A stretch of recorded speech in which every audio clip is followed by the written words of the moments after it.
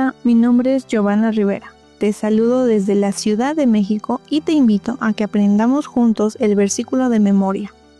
Sin embargo, Dios les tenía compasión, perdonaba su maldad y no los destruía. Muchas veces apartó su ira y no despertó todo su enojo. Salmos 78:38. Bendiciones. Uno de los temas que más preguntas genera en la mente humana es el juicio de Dios. La idea de que un Dios amoroso puede ejecutar juicios es, para muchos, un enigma difícil de resolver.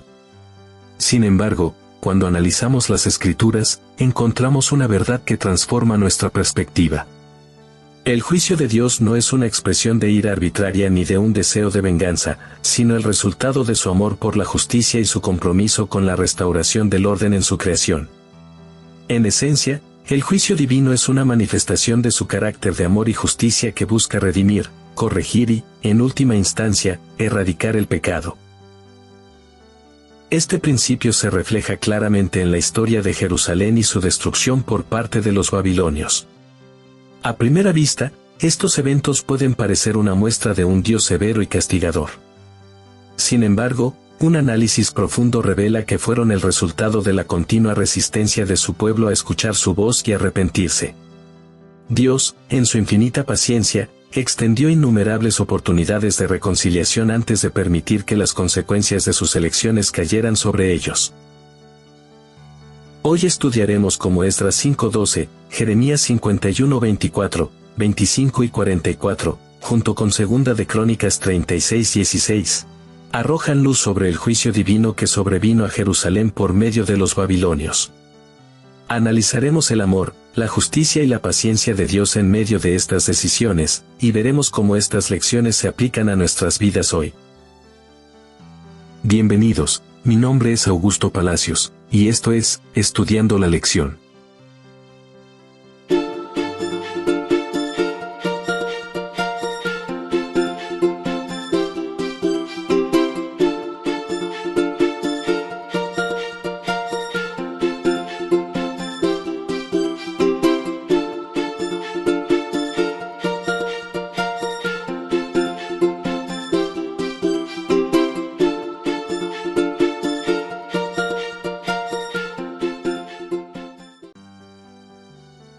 Miércoles, 22 de enero.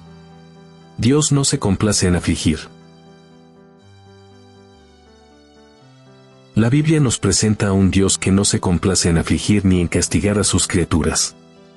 Lamentaciones 3:32 y 33 nos recuerda que Dios no actúa de corazón al permitir el sufrimiento. Esto significa que su deseo no es infligir dolor, sino llevar a sus hijos al arrepentimiento y a una restauración completa. Este principio se evidencia en la historia del pueblo de Israel y la destrucción de Jerusalén por los babilonios. En Esdras 5:12 leemos: Pero después que nuestros padres provocaron a ira al Dios del cielo, Él los entregó en manos de Nabucodonosor, rey de Babilonia, caldeo, quien destruyó esta casa y llevó cautivo al pueblo a Babilonia. Este versículo describe el juicio divino como una acción de entrega. Dios no actuó directamente para destruir a su pueblo, sino que permitió que ellos cosecharan las consecuencias de su persistente desobediencia.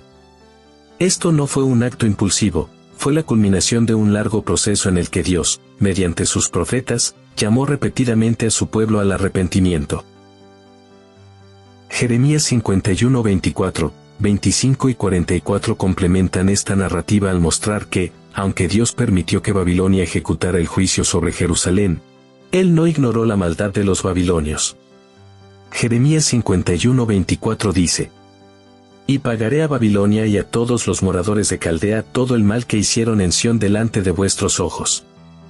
Aunque Babilonia fue un instrumento de juicio, sus actos de violencia excesiva y su arrogancia no quedaron sin respuesta. Dios prometió juzgar a Babilonia por sus acciones, mostrando que su justicia no se limita a su pueblo, sino que se extiende a todas las naciones. Ahora respondamos a la pregunta: ¿qué enseñan estos textos acerca del juicio divino que sobrevino a Jerusalén por medio de los babilonios? La clave se encuentra en Segunda de Crónicas 36:16, donde se nos dice que el pueblo de Israel se burlaba de los mensajeros de Dios, despreciaba sus palabras y hacía escarnio de sus profetas. hasta que subió la ira de Jehová contra su pueblo, y ya no hubo remedio. Este pasaje enfatiza que el juicio no fue el resultado de un capricho divino, sino de la persistente resistencia del pueblo a escuchar la voz de Dios. Dios no quería que Jerusalén fuera destruida, su deseo era que el pueblo se arrepintiera y volviera a él.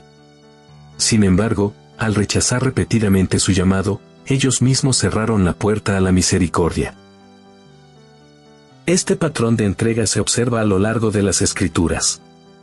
En Jueces 2, 13 y 14, vemos cómo Dios permitió que Israel fuera entregado en manos de sus enemigos cuando abandonaron al Señor para servir a dioses ajenos. De manera similar, Salmos 106, 41 y 42 describe cómo Dios entregó a su pueblo a los paganos, quienes los oprimieron debido a su desobediencia.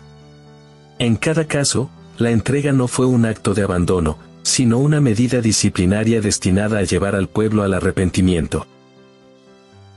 El juicio divino también tiene un propósito redentor. En Zacarías 1:15, Dios declara que aunque estaba enojado un poco con su pueblo, las naciones que ejecutaron el juicio ayudaron para el mal. Este principio resalta que Dios no solo permite las consecuencias del pecado, sino que también pone límites al sufrimiento de sus hijos y asegura que su justicia sea aplicada de manera perfecta. El mensaje de estas historias es profundamente relevante para nosotros hoy. Así como Dios llamó a Israel al arrepentimiento, nos llama a nosotros a examinar nuestras vidas y a volvernos a Él. Su paciencia nos da tiempo para reflexionar, pero no debemos abusar de su gracia. Hebreos 3:15 nos exhorta: si oís hoy su voz, no endurezcáis vuestros corazones. En conclusión, el juicio de Dios no es un acto de ira descontrolada, sino una expresión de su amor y justicia. Él no se deleita en el sufrimiento, pero permite las consecuencias del pecado para guiarnos de regreso a su camino. Así como restauró a Israel después de su cautiverio, Él desea restaurarnos a cada uno de nosotros. Que este estudio nos inspire a responder a su llamado con humildad y gratitud, sabiendo que su propósito final es nuestra redención y la erradicación del pecado.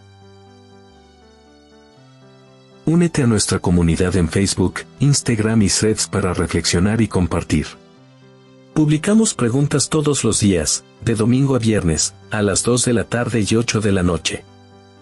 Tus ideas y comentarios hacen nuestro estudio aún más especial.